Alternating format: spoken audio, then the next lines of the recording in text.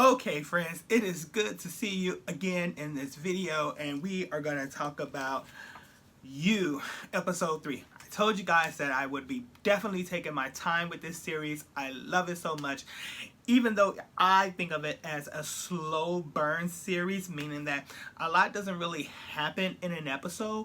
It's just something about Joe that just keeps you enticed to keep you holding on. So, anyway, the episode comes on, and of course, you know, Natalie, the neighbor, they kill her, and now there's a lot of press that's lurking around. There's the police that is lurking around, and of course, Love is getting very scared and worried about it. And of course, she doesn't understand why Joe is so chilled about it. It's because, you know, Joe has already been through all of that, and he preferred to himself as the family professional that cleaned up the mess. So, and that definitely he is. So, Love, of course, is trying to get in good with the uppity moms of the neighborhood, the gossiping queens, per se, and trying to get in good with them to have success with her shop. So, of course, she have a lot of gluten-free, a lot of fat-free, and things like that products in her store. Okay, then Joe, of course, he volunteers at a library. Now, if you can remember from even the first season, Joe always had a passion for books, and if you go back to the first season, of course, that's where it all started with him and his little torture chamber, per se. So anyway, no surprise to see him at a library or something that's dealing with books. We all know that's what he's into. So, the neighbor. So, the neighbor, Natalie, she has, I believe, a stepson. He calls her Natalie, but some kids call their parents by their first name. But anyway, the kid that's over there, he's college age. He's flirting with Love. He's in her bakery, and she's asking him not to flirt with him, but just in a neighborly kind of way. You know, I don't know what will become of this, but I know at some point that she'll be able to use his infatuation to her to their advantage. And I mean there as in her and Joe.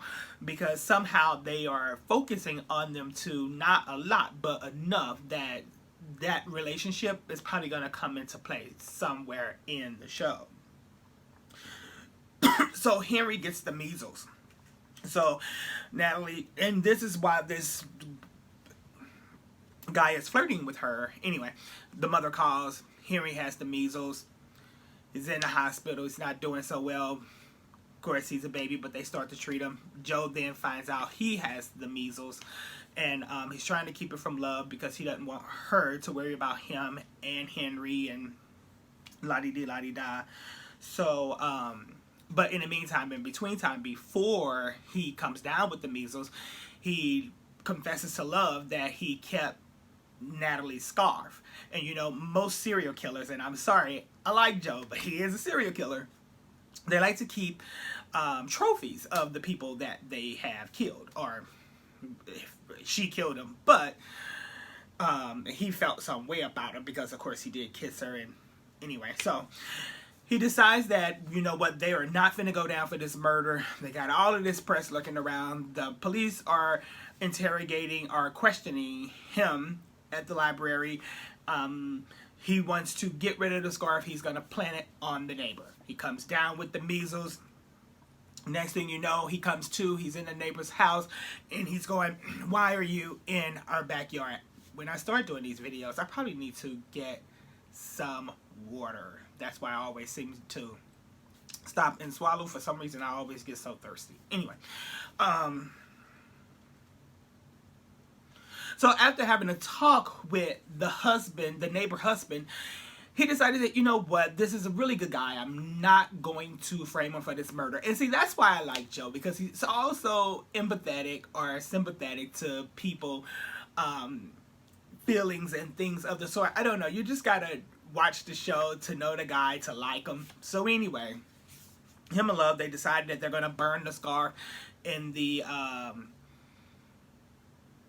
in their kitchen sink. Anyway, they're not gonna frame him, X, Y, and Z. So Love, she's in her shop, and she about to close. Well, one of the neighbor people that her son went to at this kids party that happened in the second episode, that's where all this came about. This second episode, they had a kids party.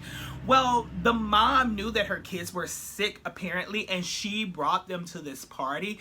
Well, they came down with the measles. Well, the dad that was in his shop to get some blueberry muffins confessed all this to Love. And he's asking her, oh, well, his wife didn't really want to say anything, and she was so glad that everybody's okay, and la-di-di-la-di-da. Well, Love is not really buying any of this stuff, and he's asking, oh, can you forgive us, and this, that, the other. And of course, she tries to brush it off. She makes the sale. He turns around. He's almost on his way out of the door. She calls his name back. Of course, he turns, and she strikes him with a rolling pin.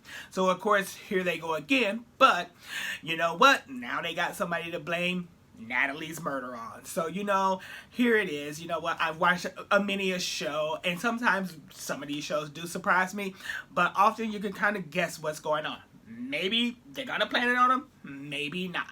We will see. You know what? Episode 4 is coming up soon. I'll have it out hopefully by this weekend, and I will see you guys in the next video.